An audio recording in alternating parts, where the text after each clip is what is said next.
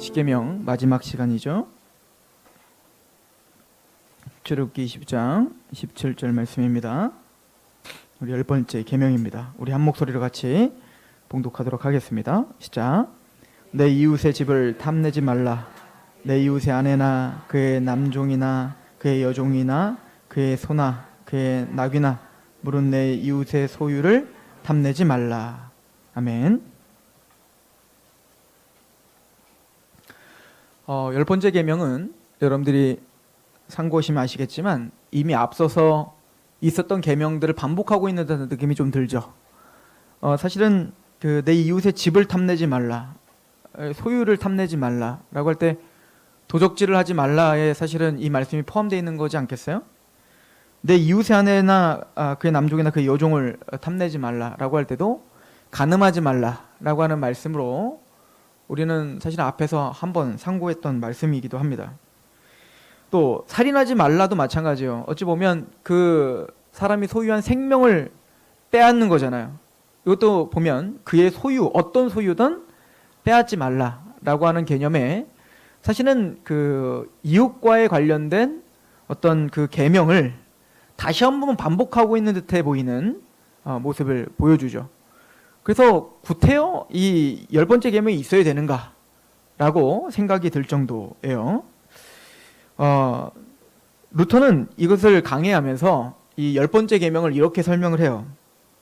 사실은 이 10계명이 1차적으로는 유대인들에게 주어진 계명들이고, 또 사실은 우리가 잘 알듯이 유대인들은 앞의 계명들, 즉 살인하지 않았고, 나는 간음하지 않았고, 나는 도둑질하지 않았어, 나는 거짓 증거하지 않았어 라고 하는 어떤 형식과 외형적인 어떤 순종, 내가 이러이러한 일을 했지 라고 스스로 나는 하나님의 말씀을 지키고 삽니다 라고 스스로 경건하다 하는 사람들에게 마지막 계명이 있는 거다 라고 이야기를 해요. 무슨 얘기냐면 이 10번째 계명은 바로 불의하고 죄인이라 고백하는 사람들이 아니라 나는 경건한 자라고 착각하고 있는 사람들에게 경고하고 있는 거다는 것이죠. 물론 우리는 도둑질하지 말라라고 할 때 탐심을 이미 언급했습니다. 간음하지 말라라고 이야기할 때 이미 그 간음에는 단순히 행함의 간음이 아니라 음욕을 품은 것부터가 이미 간음이다라고 하는 것을 예수 그리스도의 그 가르침을 빗대어 우리는 이미 정확하게 십계명을 해석을 해놨다고요. 자, 그럼에도 불구하고 이 10번째 계명에 탐심이라는 것을 따로 떼어서 지금 마무리를 짓고 있는 것은 굉장히 의미심장하다라고 하는 겁니다. 즉 이것은 우리가 스스로 어떻게 보면 종교적인 어떤 행위들을 하면서 기독교인이라는 그 이름 하에 우리는 하나님의 말씀을 다 지켜 살고 있고 또 말씀대로 나는 흠이 없습니다라고 착각할 수 있는 그런 경건하다라고 자칭하는 그 사람들에게 아니야, 너는 경건하지 않아, 너는 하나님의 말씀 앞에 여전히 부족해 라고 하는 것을 마지막으로 확증해 주는 계명이 바로 10번째 계명이다 라고 이야기를 하는 거예요.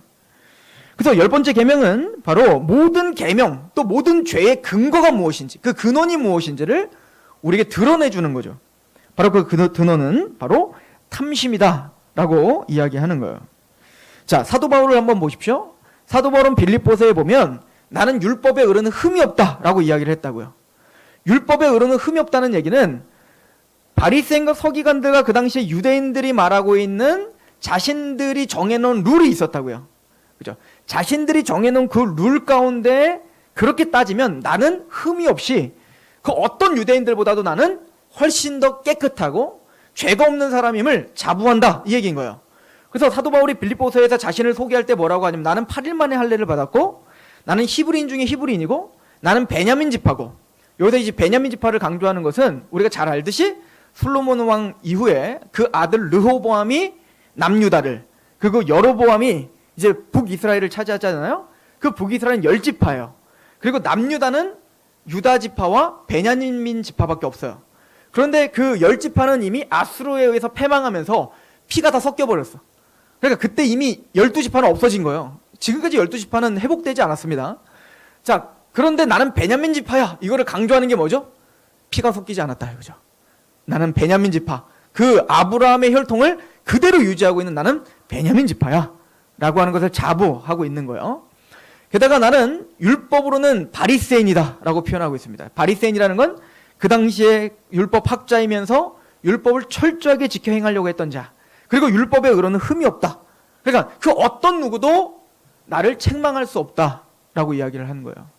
그랬던 사도 바울인데, 사도 바울은 이제 예수 그리스도를 믿음으로 이제 하나님을 만나 진짜 하나님의 자녀가 되고 예수 그리스도를 믿음으로 그 눈이 떠졌어요. 그렇게 율법의 의로는 흠이 없다라고 자부했던 난데, 이제 예수 그리스도의 은혜로 눈이 떠진 후에는 그 율법의 진의, 그 율법의 진짜 의미를 알게 된 거죠. 로마서 7장을 가봅시다. 로마서 7장.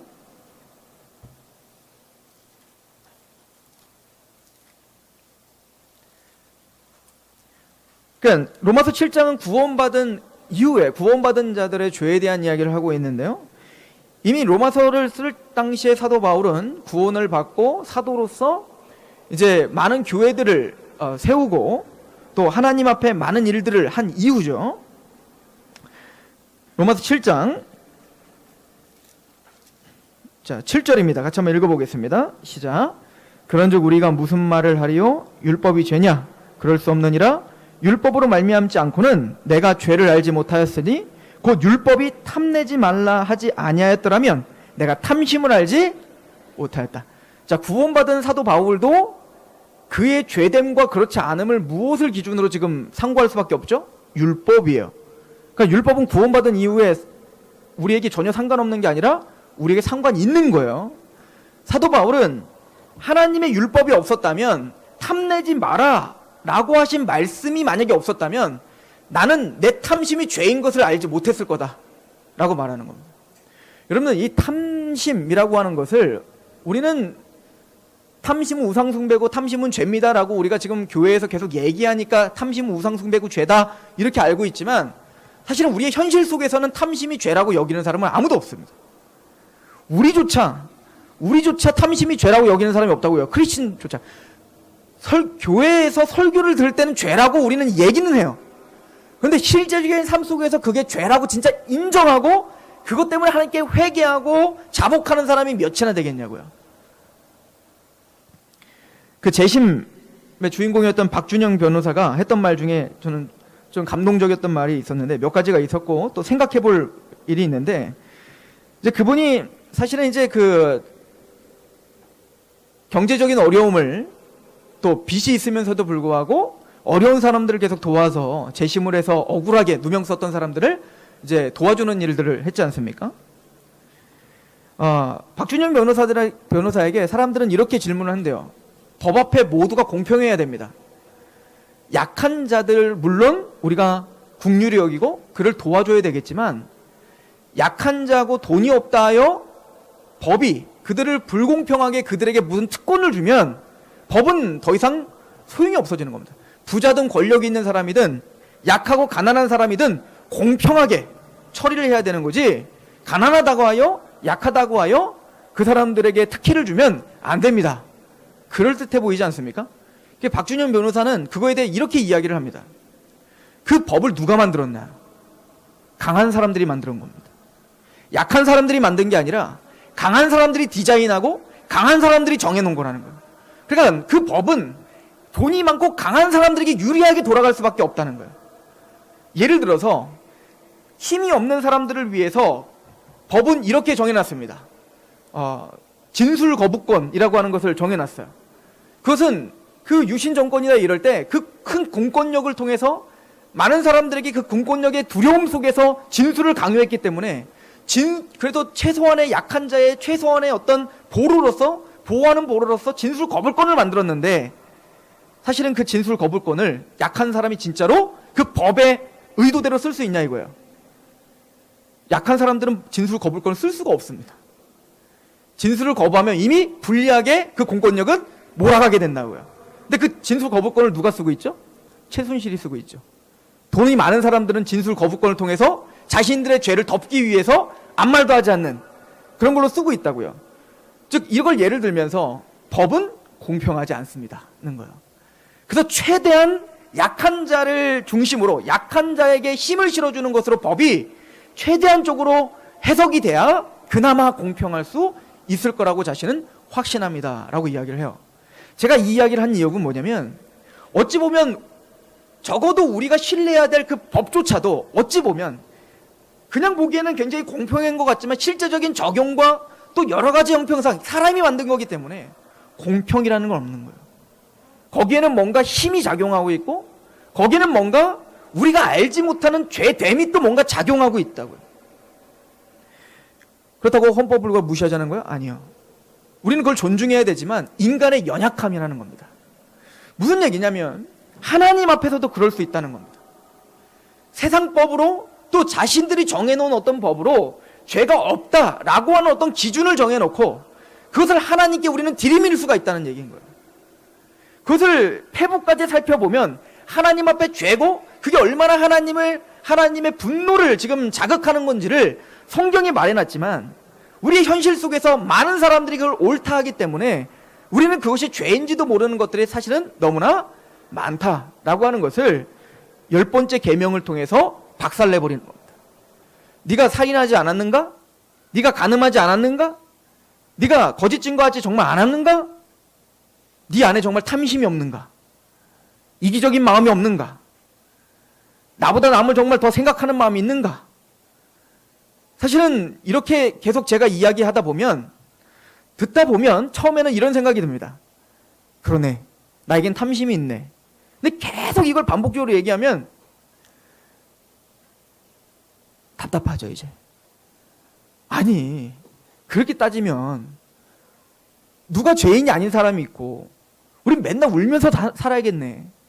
그렇게 따지면 사실은 우리는 아무리 이 땅에서 뭐 칭찬을 받고 아무리 이 땅에서 열심을 내도 하나님 앞에서 우리는 항상 죄인이고 항상 우리는 자격 없고 항상 그래서 우리는 하나님 앞에 뭔가 우리가 두렵고 떨리고 있어야겠네요? 이렇게 질문이 나올 거란 말이에요. 정직하게 말하면 그러라는 겁니다. 하나님 앞에 그렇게 서 있으라는 겁니다. 사도 바울이 이런 이야기를 하죠. 섰다고 생각했을 때 그때 조심하라 라고 말하죠. 즉 우리가 지금 십계명을 강해하면서 제일 강조했던 점은 뭐죠? 겸손이었던 겁니다. 하나님은 십계명을 저와 여러분들이 다 지킬 거라고 기대도 안 합니다. 여러분들 타락하기 전 아담도 못 지켰어요. 이 행위 언약을, 하나님의 행위 언약을 타락하기 전 죄가 없었던 아담도 못 지켰다고요. 그런데 그 거룩했던 아담도 못 지켰던 그 죄를, 그 십계명을, 그 하나님의 계명을 오늘날 우리가 지킬 수 있을 거라고 하나님이 과연 생각하실까요? 하나님은 저와 여러분들이 이 십계명을 다 지킬 거라고 생각도 안 하시고요. 다 지키라고 이 계명을 주신 적도 없습니다. 그러나 그렇다고 해서 이 계명을 값어치 없는 걸로 여겨버리고 내가 만들어 놓은 어떤 내 룰과 나의 어떤 정서에 이 정도면 됐지라고 하는 어떤 자기 만족을 위해서 십계명을 가리고 폐기해버리는 것, 이건 더더욱 하나님 앞에 범죄를 저지르는 겁니다. 하나님은 계명을 주신 분명한 목적이 있습니다. 이걸 로마 3장은 뭐라고 하죠? 죄를 깨닫게 하려 함이라는 거예요. 하나님 앞에 나의 죄됨을 드러나게 하시는 거라고요. 자, 사도 바울을 한번 생각해 보십시오. 여러분들, 사도 바울이 자신의 말년에 이렇게 고백을 해요. 죄인 중에 내가 괴수입니다. 이거 구원파랑 이 정통 기독교랑 지금도 싸우고 있는 구절이에요. 구원파는 내가 죄인 중에 괴수입니다 라고 고백한 것이 구원받기 전에 했다는 거예요. 내가 구원받기 전에는 이렇게 죄인 중에 괴수였는데 지금은 내가 이렇게 구원받았습니다 라고 말하느냐고 죄인 중에 괴수였다라고 구원파는 지금까지도 주장하고 있어요. 그러나 정통 개혁주의는 뭐라고 해야죠? 아니다. 죄인 중에 괴수다라고 할 땐 현재형으로 써 있어요. 문법적으로. 그래서 사도 바울은 지금 말년까지 그렇게 성장한 사도 바울이 자신을 바라볼 때 나는 여전히 자격 없고 나는 모든 사람들 중에 가장 큰 죄인입니다 라고 지금 현재형으로 고백하고 있다라고 우리는 믿고 있어요. 그 대표적인 게 로마서 7장입니다. 로마서 7장도 오라 나는 곤고한 사람입니다. 내가 마음으로는 하나님의 법을 사랑하지만 내 마음에 또 다른 법이 나를 사로잡아 또 죄 가운데 넘어지게 하는군요. 오라 나는 곤고한, 나는 비참한 사람입니다 라고 사도 바울은 내 안에, 하나님의 법을 사랑하는 내 안에 또 다른 죄가 있습니다 라고 이야기하므로 구원받은 사람이 얼마나 죄에 민감한가를 보여주고 있단 말입니다. 자, 사도 바울이 우리보다 죄가 많을까요? 정말 우리보다 죄가 너무 많아서 자기를 죄인 중에 괴수라고 한 건가요? 표면적으로 본다면 사도 바울은 우리보다 훨씬 더 거룩한 사람이에요. 우리 한국교회 또 전 세계 교회에 사도 바울만큼 거룩한 사람이 누가 있겠어요? 사도 바울만큼 하나님 앞에 굴복하고 하나님의 말씀과 복음을 위해서 자기의 생명까지도 내던진 사람이 누가 있겠냐고요. 사도 바울 앞에 서면 우린 모두가 죄인이죠. 그런데 사도 바울은 겉으로는 거룩한데 그 안에 심령은 어떻다는 거예요? 성장할수록 자신이 거룩하다고 생각하지 못하는 겁니다. 자신은 뭐요? 죄인 중에 괴수입니다라고 하나님 앞에서 굴복할 수밖에 없는 심령이 되는 겁니다. 이게 구원받은 자의 마땅한 태도인 거예요. 겉으로는 구원받은 하나님의 백성들이 마땅히 성장해야 됩니다. 시간이 가면 갈수록, 시대가 가면 갈수록 구원받은 사람은 당연히 성장해야 되지 않겠어요? 어린아이가 태어나면 당연히 젖을 빨고 이제는 영양분을 흡수하여 당연히 성장하여 성인이 돼야 될 거 아니에요. 마찬가지로 신앙도 마찬가지잖아요. 신앙도 예수 그리스도의 복음과 성령님으로 거듭나면 거듭난 걸로 끝난 게 아니라 이제 거듭난 자가 성화되고 이제 예수 그리스도를 닮기로 우리는 끊임을 부단히도 노력하며 그렇게 다 나아가지 않습니까? 그러면서 우리는 실제적으로 정말 성장하게 될 겁니다. 외부 사람들이 보기에는 이 사람이 원래 그런 성격이 아닌데 왜 이렇게 국률이 많아졌지? 왜 이 사람은 그렇게 사람들에게 그렇게 날카롭던 사람인데 언제 이렇게 온유해졌지? 아니 작년이랑 다르네. 10년 전에 봤을 때랑 지금 봤을 때랑 완전 다른 사람이 됐네. 이게 마땅한 구원받은 자의 열매인 거예요. 그러나 그렇게 성장한 하나님의 백성들의 심령은 더더욱 어떻게 됐을까요? 죄인 중에 괴수입니다를 이해하는 겁니다. 진짜 죄를 범해서 죄인 중에 괴수가 아니라 예전에는 죄로 보지 않았던 것이 죄로 보이기 시작하는 겁니다. 이게 성장이에요. 그렇죠? 예전에 우리 어머니에게 죄송스럽지 않았는데 이제 아들이 되고 자녀를 키워보니까 어머니에게 죄송스러운 게 너무 많은 겁니다. 내가 예전에 철없을 때 했던 그것들이 당연하다고 생각했는데 그게 당연한 게 아닌 것을 나중에 커보니 뒤를 돌아보니 알게 되고 부끄러운 겁니다. 마찬가지로 신앙이 바닥이었을 때에는 그것이 당연한 거라고 생각했고 그건 내 권리라고 생각했는데 신앙을 성장해보니 그것이 하나님 앞에 참 부끄러운 짓이었다는 것을 알게 되는 겁니다. 이게 성장이에요. 그러니까 신앙은 성장할수록 겸손할 수밖에 없고 신앙은 성장할수록 회개 기도를 더 깊게 할 수밖에 없게 되는 거예요. 이게 지금 사도 바울의 삶을 통해 우리에게 보여주신 마땅한 바인 거죠. 하나님은 그래서 십계명 마지막 계명을 통해서 우리가 이 모든 계명들이 주어진 그 근본적인 원인이 무엇인지를 우리에게 정확하게 짚어주므로 빠져나갈 구멍을 없애주신 거예요. 우리가 얼마나 죄인이고 자격이 없고 또 우리가 얼마나 능력이 없는 자인지를 고백하게 하시기 위한 것입니다. 우리 골로새서를 잠깐 가볼까요? 골로새서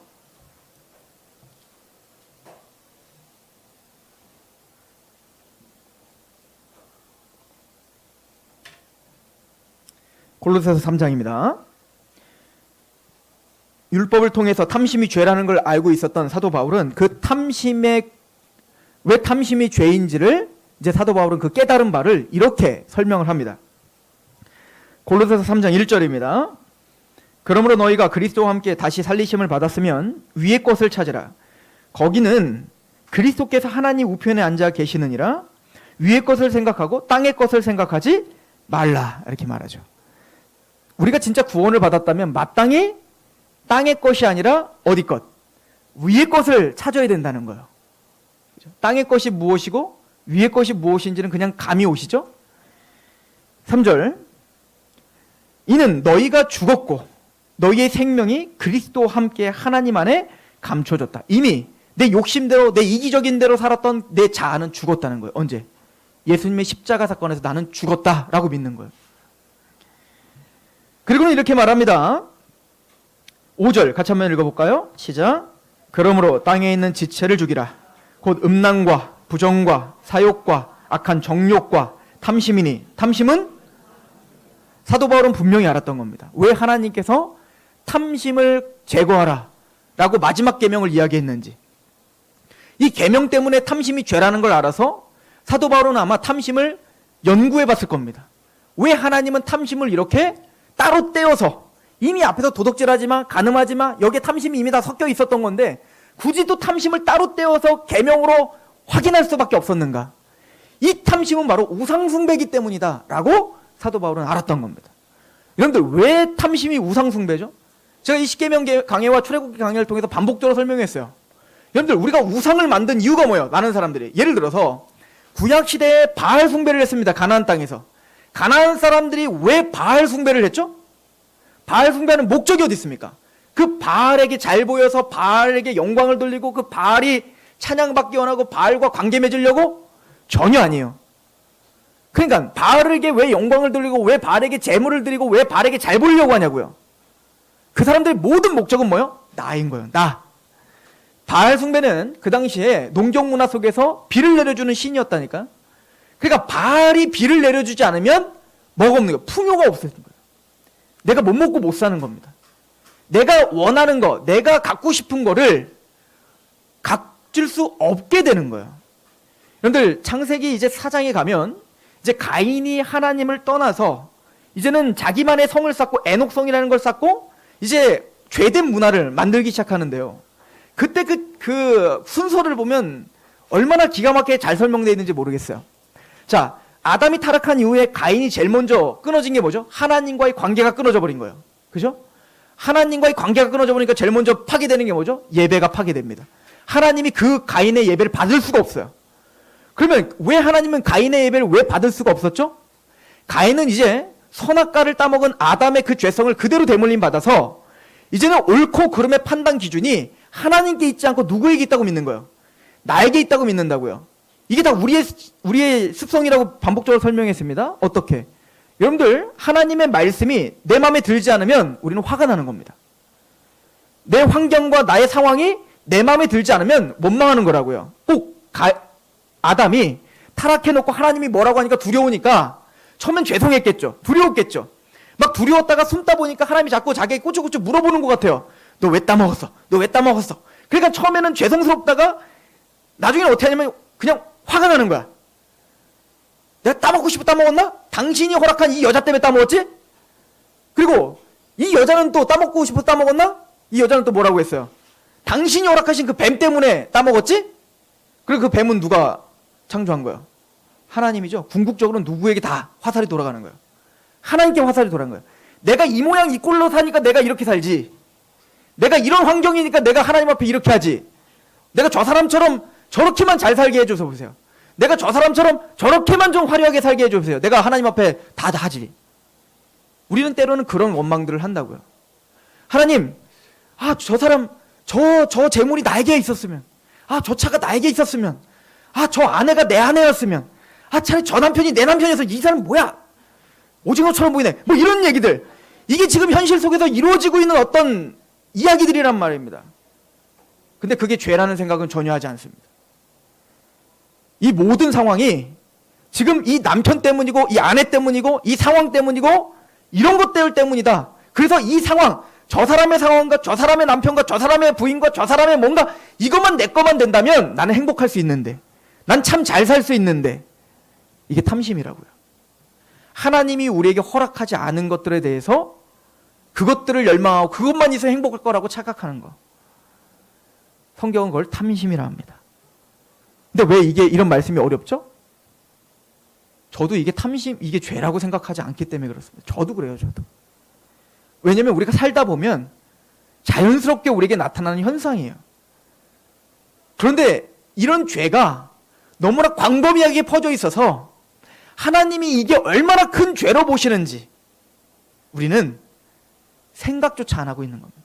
그래서 하나님은 마지막 계명에 그 탐심이 죄다라고 하는 것을 성문화로 딱 우리에게 알려주고 계시는 겁니다.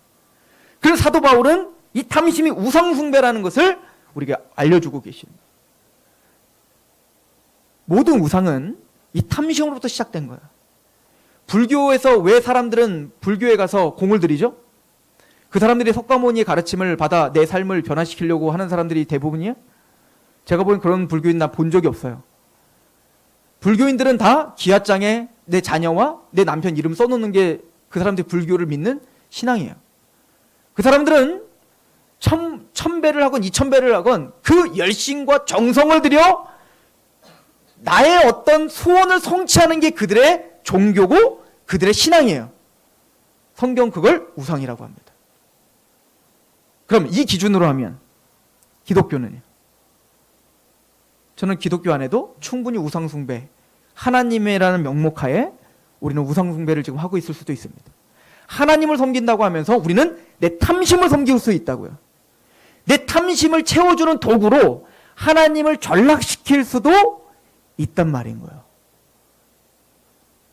즉 십계명은 첫 번째 계명부터 마지막 계명까지 하나님의 영광을 빼앗기지 않겠다.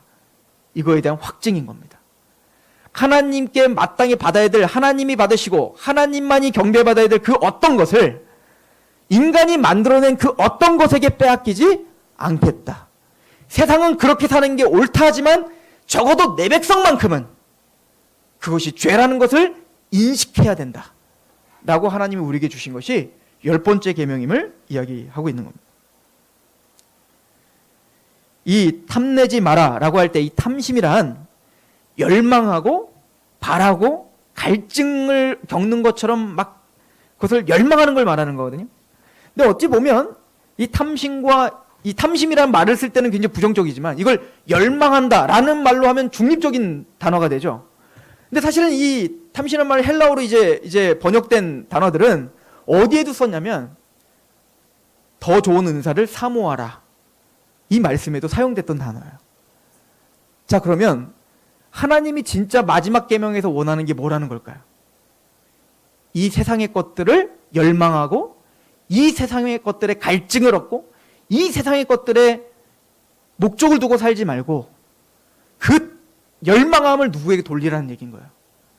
하나님께 돌리라는 겁니다. 먼저 그의 나라와 의를 구하라. 그리하면 모든 것을 줄게. 내가 너의 필요를 채워줄게. 그럼 우리는 이렇게 말하는 거야. 내 필요를 먼저 주시면 내가 당신을 섬기겠습니다. 라고 말합니다. 아니, 그 탐심을 내려놓고 그 열망함을 나에게 돌려라. 하나님은 지금 우리와 그 싸움하고 계시는 겁니다. 그리고 우리가 예수님의 나라에 가기까지 이 땅에서 그 싸움을 하며 갈 거예요. 하나님을 열망하는가? 아니면 이 세상의 것을 열망하는가? 그래서 사도 바울도 이 골로새서 말하는 거예요. 위의 것을 찾아라. 아래 것을, 땅의 것에 마음을 두지 말고 위의 것을 찾아라. 왜? 너희는 새로운 옷을 입은 하나님의 백성들이니까 라고 이야기를 하는 거죠. 여러분들 창세기 15장에 보면 하나님께서 아브라함에게 나타나셔서 이렇게 말합니다. 나는 너의 큰 상급이다 라고 표현해요. 그러니까 하나님은 우리가 보통 상급이라고 말할 때 우리는 무엇을 상급이라고 하죠? 내가 뭔가 열심을 내어 하나님이 감동해서 나에게 어떤 것을 주시는 거, 우리는 그걸 상급이라고 한다고요. 쉽게 얘기하면 어린아이가 아빠가 들어왔는데 아빠가 뭔가 자기가 원하는 로봇이나 장난감이나 맛있는 걸 사오면 그걸 상급으로 여긴다고요. 근데 하나님은 그게 상급이 아니라는 거예요. 하나님이 우리에게 주시는 상급은 나다라고 말하는 거예요. 하나님이 주시는 그 무엇이 상급이 아니라 내가 너희의 상급이고 내가 너희의 유업이야 라고 이야기를 한다고요. 그러니까 하나님은 우리가 신앙이 성장하면 성장할수록 처음에는 하나님의 손에 있는 것에 집중하고 있던 우리의 눈들이 신앙이 성장하면 성장해서 그 하나님의 손에 있는 그것이 아니라 하나님에게로 우리가 초점이 맞춰지기를 원하는 거예요. 어렸을 때에는 아빠가 퇴근해서 돌아오면 모든 아이들이 아빠를 기다리고 아빠 손에 있는 그 봉다리를 쳐다본다고요. 그럼 봉다리에 자기가 원하는 게 있으면 아빠를 사랑한다고 하고 봉다리에 자기가 원하는 게 없으면 그냥 뒤돌아서 간다고요. 어리면 이해가 가요. 어리니까 귀여워요. 아이고 저 토라진 거 봐. 귀엽다고요. 그런데 고등학교가 되고 대학생이 되고 결혼까지 다 했는데도 그게 노부모가 왔는데 아빠 뭐 갖고 왔어? 이렇게 한다면 이제부터 꼴불견이에요. 이제부터는 어렸을 때 그렇게 아빠의 손에 있는 것만 돈만 요구하면 나이가 다 들어서 그때도 아빠 재산만 노리고 있는 자식이 있다고 해봅시다. 아버지를 사랑하고 아버지를 공경하지 않고 아빠가 갖고 있는 그 재산, 그것만을 바라고 있다면 이게 얼마나 그 아버지의 마음을 찢어지게 하겠냐고요. 하나님은 하나님을 상급으로 여기길 원하시는 겁니다. 우리의 신앙이 성장하면 성장할수록 이 탐심이 죄이며, 그래서 하나님이 무엇을 주실 거예요. 주셔요. 가만히 있어도 주십니다. 이걸 마태복음 6장은 이렇게 말해요. 너희가 구하지 않아도 나는 너희 필요 다 알아. 그래서 뒤를 돌아보세요. 여러분들이 기도해가지고 지금 이렇게 살고 계시는 거예요? 만약에 우리가 기도한 것만 주셨으면 우리 지금 거지 됐어요. 거지. 뒤를 돌아보면 우리가 이렇게 먹고 살고 내 자녀 주시고 이 모든 것들이 내가 기도해서 기도 응답으로 받은 게 아니라 그냥 주신 거예요. 그냥. 그렇지 않습니까? 하나님은 우리의 필요를 다 아십니다. 하나님은 우리의 필요를 다 아시지만 하나님은 때로는 우리에게 갈급함도 주십니다. 부족하게끔도 주십니다. 때로는 풍족하게도 주십니다. 그러나 그게 풍족한 것이든 부족한 것이든 목적은 하나예요. 내 손에 있는 그것이 아니라 날 좀 봐라. 나. 내가 너의 상급이다. 탐심은 우상숭배다. 탐심은 죄다. 하나님은 그 탐심을 부셔버리고 그 탐심이 있는 자리에 그 열망함이 하나님께로 향하는 우리를 빚어가시기를 원하실 겁니다.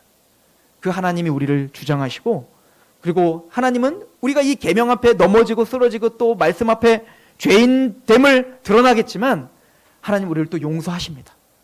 인내하심으로 우리를 인도하십니다. 하나님은 이 계명을 지키지 않았다고요. 10계명을 지키지 않았다고요. 구원에서 떨어뜨리거나 우리를 막 심판을 주거나 그런 하나님 아니에요. 우리는 내 자녀에게도 그렇게 하지 않습니다. 때로는 야단칠 수는 있어요. 징계할 수는 있어요. 그러나 사랑하기 때문에 징계하는 것이고 더 훌륭해지라고 징계하는 거지 우리를 버릴 작정으로 징계하지는 않습니다. 그 아이가 죽으라고 때리진 않습니다. 제대로 된 부모라면. 하나님은 우리에게 가장 선한 걸로 주시는 분입니다. 하나님께 집중하십시오. 탐심은 죄임을 하시고 하나님께 그 열망함을 돌리시는 저와 여러분 되기를 축원합니다. 기도하겠습니다.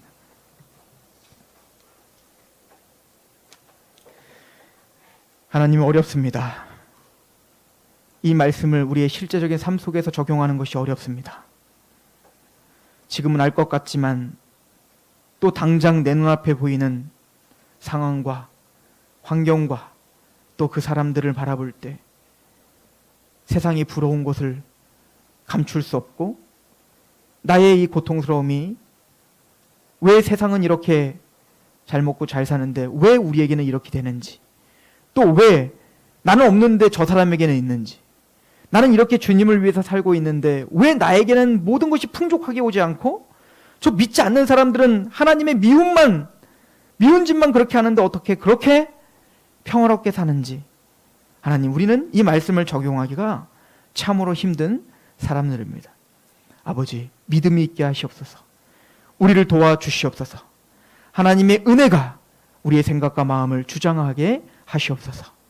탐심이 죄이며 하나님이 그 탐심을 얼마나 혐오스럽게 보고 계시는지, 또 얼마나 미워하시는지, 그러나 그 탐심 가운데 넘어지는 우리를 얼마나 긍휼히 여기시고 또 인내하시고 오늘도 우리를 인도하시고 성장시켜 주셨는지를 알고 고마워하며 오늘도 우리의 삶을 기경하는 하나님의 백성들 되게 하시옵소서. 한 주간도 하나님께 그 긍휼한 하나님 앞에 우리의 삶을 위탁하며 예수 그리스도의 이름으로 감사하며 기도합니다.